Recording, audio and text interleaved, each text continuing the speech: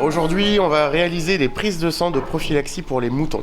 Du coup, tous les 5 ans, on est obligé de faire une prise de sang pour vérifier qu'ils sont négatifs à certaines maladies. Notamment, là pour les moutons, c'est la brucellose. Le vétérinaire va venir faire l'opération, donc c'est lui qui est certifié pour le faire, qui va prélever le sang et ensuite il l'enverra au laboratoire. Nous en plus, on a une prise de sang, donc c'est arrivé dans le petit carton là, avec des tubes pour prélever le sang, et ça va nous servir à justifier la filiation de nos animaux. Comme ça, en fait, on a une fiche où on aura le nom du propriétaire, l'animal qu'on va prendre, auquel on va prendre le sang, sa mère et son père, et à la fin, on aura un certificat comme quoi la mère et le père sont bien les parents de l'animal en question. Donc ça, c'est un test supplémentaire que nous, on fait réaliser pour bien suivre la filiation de nos moutons. Donc le vétérinaire, je lui prêterai les tubes, il les remplira et c'est moi qui me charge de les envoyer au laboratoire. Voilà, et du coup on va être aidé du lycée agricole de l'Arquille et des élèves qui vont devoir attraper tous les moutons. Ouais,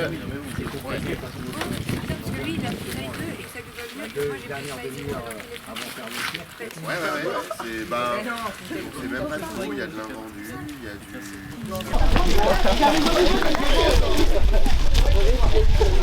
On prendra le sang dans le cou, donc il faudra tenir les têtes, mais ça il vous expliquera comment tenir. Faut pas trop les tenir vers le haut, sinon ça tend trop et on ne peut pas prélever. Pas trop vers le bas, sinon là aussi il ne pourra pas prélever.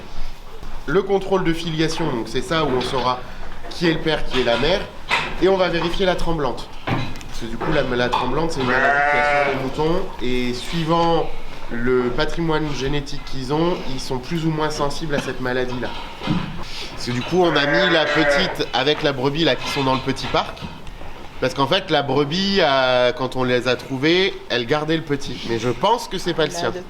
Je pense qu'elle l'a volé à une autre, donc voilà.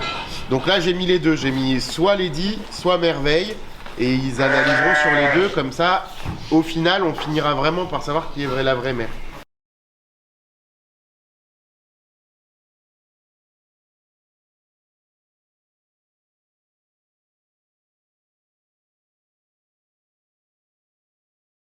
Alors en fait c'est une abréviation, et en fait c'est le transmettre par contact. Donc 2 bovins dans un box côte à côte qui vont se toucher le buffle, ou dans un champ avec, s'il y a juste une petite clôture, ils vont se mettre buffle à buffle et se transmettre. Ça c'est une maladie réglementée, donc on essaye de ne pas en avoir dans les troupeaux. C'est pour ça qu'elle est recherchée. Du coup moi ça fait 17 ans que je suis installé, donc on la cherche, et on est du coup en protocole allégé, donc on ne recherche pas sur tous les bovins. On n'est que sur 40% du troupeau global. Parce qu'elle n'a jamais été trouvée. Voilà. Brucellose, ça c'est pareil, c'est comme les moutons, c'est une obligation, il faut la rechercher. Alors c'est pas tous les animaux, en général ils les recherchent sur les animaux qui sont nouvellement entrants ou entrants depuis moins de 24 mois, depuis moins de 2 ans. La néosporose, ça c'est une maladie qui se transmet, qui fait avorter les vaches, et qui se transmet très souvent de la mère au petit, in utero, et du coup elles se le transmettent, et voilà. Et donc sur certains troupeaux de vaches ça peut aller jusqu'à 30% d'avortement. Donc c'est une maladie qu'on essaye au moins de ne pas propager, et qu'on a éradiqué. On a mis des vaches qui en avaient, on les a fait abattre, et du coup on n'a que des animaux qui n'en ont pas. Donc là on vérifie en fait. Et on fera un prélèvement paratuberculose pour vérifier aussi la paratube sur les Watusi. Hop. Bonjour Étienne. Bonjour. C'est pas le même nom. D'accord.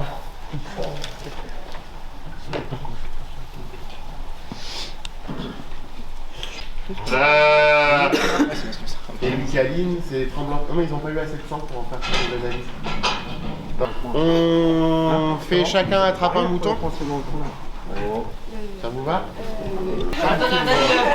Idéalement, faut côté gauche ou côté droit.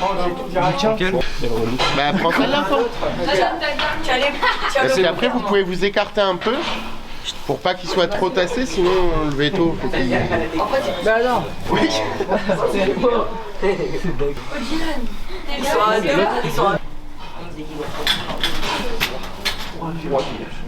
Il faut qu'on passe à l'autre à côté.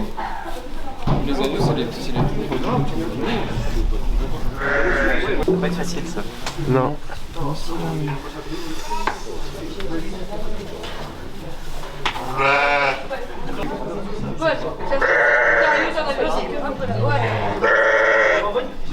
Si tu bouges. Sérieux?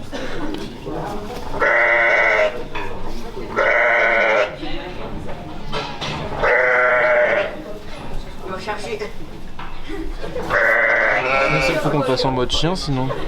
Tu sais, enfin, tu me mets en sternel.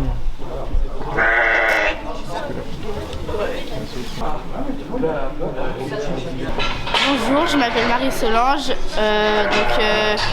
Je fais une 3e prépa pro à Gris parce que c'était plus facile pour moi que la générale. Aussi parce que les cours sont assez plus simples, on va dire, que la 4e générale. Parce que j'ai beaucoup de difficultés en général, du coup j'ai préféré venir en 3e prépa pro à Gris. Et pour ce que je veux faire plus tard, il me fallait un bac pro et du coup une prépa pro c'était plus facile. Et ce que j'aimerais faire, c'est gendarme à cheval.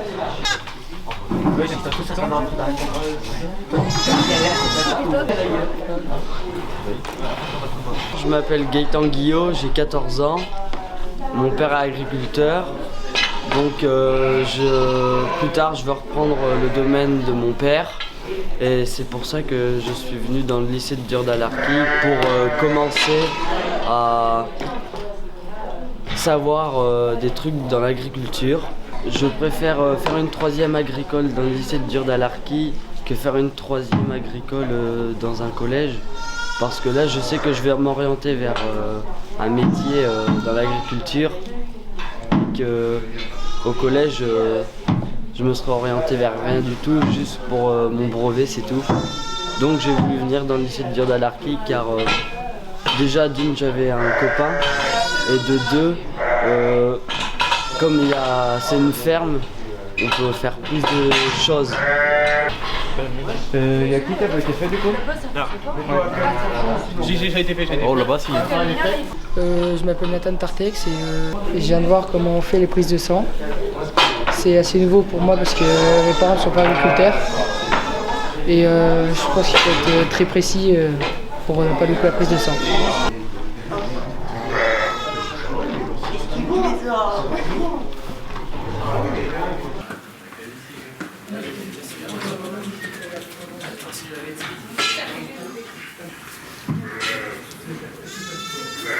En plus, ça leur fait pas mal. Je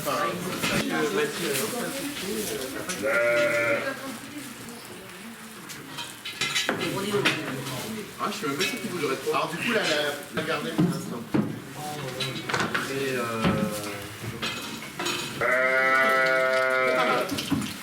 J'ai pas de gants. c'est pas grave.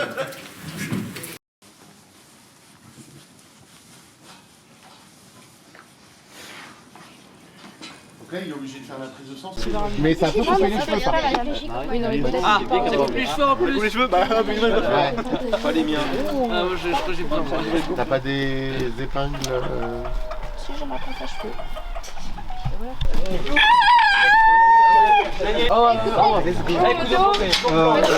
Les gars. Mais normalement, les pigeons, ils devraient arriver à l'enlever. Regarde-le, il a pris.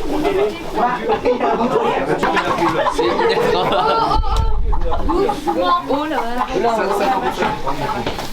Alors,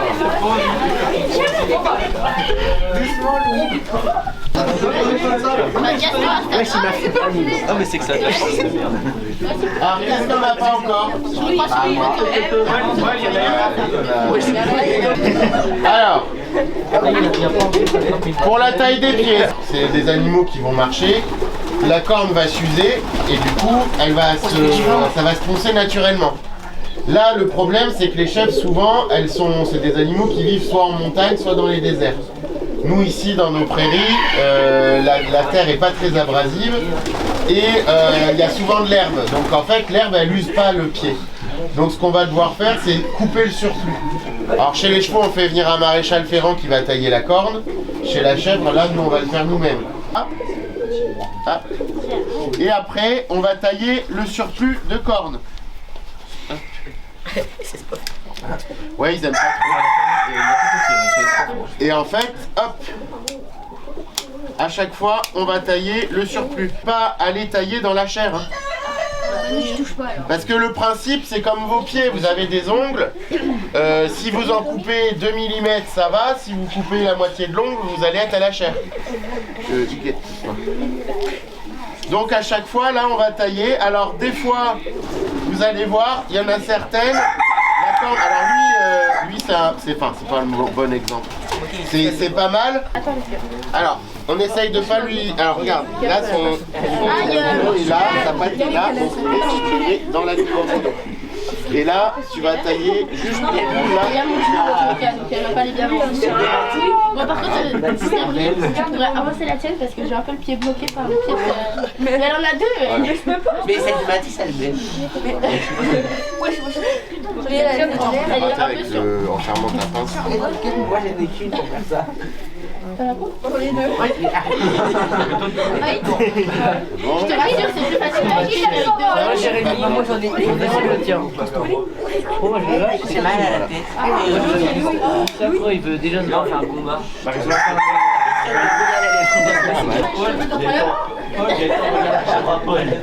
Qui a été ici, il faudrait qu'elle soit là, la corne, comme ça. Donc ce bout là, ça c'est en trop. Donc là on va se mettre comme ça et on coupe. Et là pareil de ce côté là, c'est ce morceau là qui revient dessus. C'est pas, enfin il faut pas qu'il soit là. Donc là on coupe. Je m'appelle Louis, j'ai 14 ans. J'ai choisi de venir au lycée de Dure-de-l'Arquille en 3e agricole pour exercer le métier paysagiste. Ce qui m'attire dans le métier paysagiste, c'est d'être au contact de la nature, de toucher aux outils, tout ce qui est tondeuse, débroussailleuse, taille-haie, tous les outils qu'on peut utiliser dans ce métier. J'ai effectué mon premier stage de l'année en 3e à la ville de Montluçon. J'ai fait de l'entretien, du désherbage et du souffleur. Mon prochain stage, ça sera à Chambérat en paysagiste et je toucherai un peu plus aux outils qu'à la commune. Je serai plus en contact avec les clients où qu'on va aller travailler. Je m'appelle Pauline, je suis venue au lycée agricole pour m'orienter dans la vente. En premier, je me suis orientée vers la vente. Et en faisant mon premier stage, je me suis dit que l'agriculture, ça me plairait plus. Et en réfléchissant, je me suis dit que la vente, ça aurait été mieux.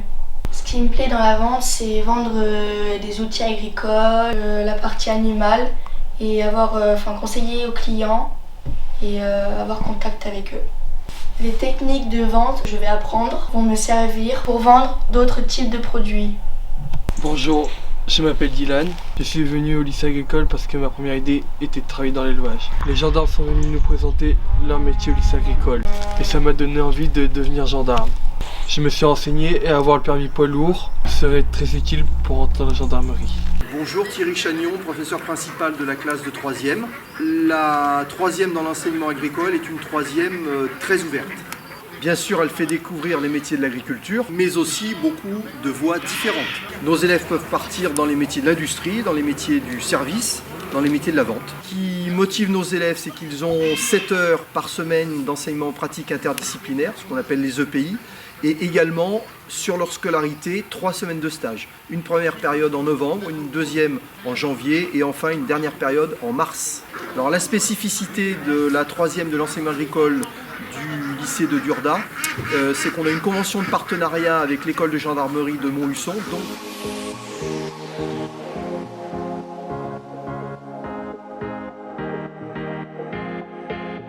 Oui, les gendarmes, on les imagine souvent en bleu. Alors, qui parmi vous savait que les gendarmes étaient des militaires? Ouais, on a quand même quelques-uns. Ok, voilà. Donc, les militaires de la gendarmerie, c'est comme ça qu'on les appelle, et ben en fait, ils font comme les policiers, ils servent la France au travers de la protection des populations. Donc, notre 3e est une 3e de classe défense. Et puis on travaille également beaucoup sur les capacités psychosociales, essayer de faire travailler les élèves sur la confiance grâce à un dispositif qui s'appelle le dispositif PRODAS.